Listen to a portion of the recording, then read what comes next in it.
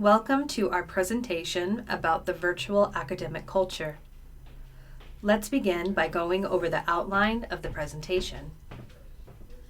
We will define virtual culture, explain the origins of this culture, give examples of virtual institutions, share the rights and responsibilities of faculty and students, explore challenges faced by those in the virtual culture, and propose a higher education system that would be compatible with the virtual culture. In the virtual culture, there is no need for face-to-face interaction, physical classrooms, or textbooks.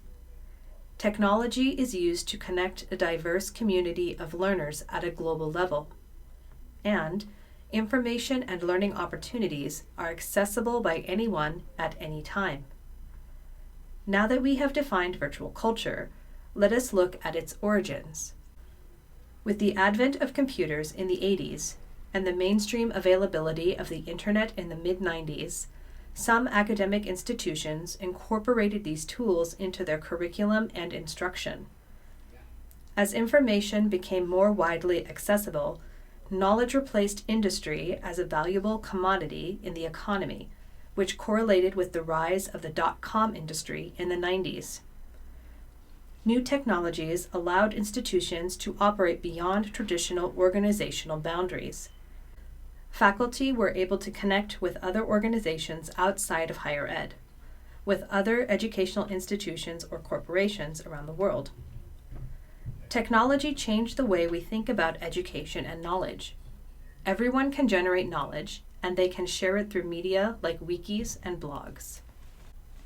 Some of the institutions that have emerged from these origins are the University of Phoenix, an exclusively online, private, for-profit higher education institution, and Western Governors University, another exclusively online, private, nonprofit university, and institutional partnerships, including Canadian Virtual University, an online accessible association of public Canadian universities, and the University of the Arctic, a network of private and public universities and organizations.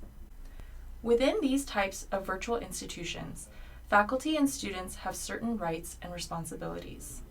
The role of faculty is not to assess student performance, but to facilitate students' understanding of the content so they can continue their learning inside and outside the course. Faculty act as mentors or coaches to students. They must be able to guide students through the process of accessing information and identifying which sources are reliable ones. Faculty and students are co-learners and have the same access to information. Faculty in the virtual culture should be knowledgeable about using multiple digital technologies, which can take away time from research. Students within the virtual culture are responsible for self-directed learning. They are expected to initiate collaboration and interaction among themselves with continued peer support and encouragement. Students are also tasked with coming to a consensus on intended learning outcomes. Additionally, students share resources with one another freely. Virtual technologies can be liberating for institutions, but also come with their own set of challenges. Many around the world still lack access to technologies used in virtual education. For example, many rural areas lack internet access, and computers and software can be prohibitively expensive. There are also concerns about the quality of information used in virtual education. Part-time faculty can meet the dynamic needs of students in the virtual culture, but high turnover rates can lead to perceived loss of academic integrity. The lower salary of part-time faculty can be cost-effective. However, institutions must also consider the high cost of maintaining and upgrading technologies. Faculty are no longer at the top of the knowledge pyramid and may be asked questions outside of their areas of expertise. This can lead to anxiety about teaching effectively. Finally, when virtual institutions partner with external organizations, their internal policies may not align, leading to inconsistencies in their decision-making.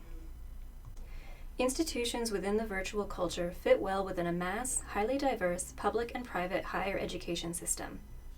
Technology allows those beyond the elite to access higher education, but is not yet universal. Additionally, The intersection of public and private corporations and educational institutions allows opportunity for institutional diversity. Thank you for watching and listening. Please leave your questions or comments below, and feel free to share this presentation if you enjoyed it.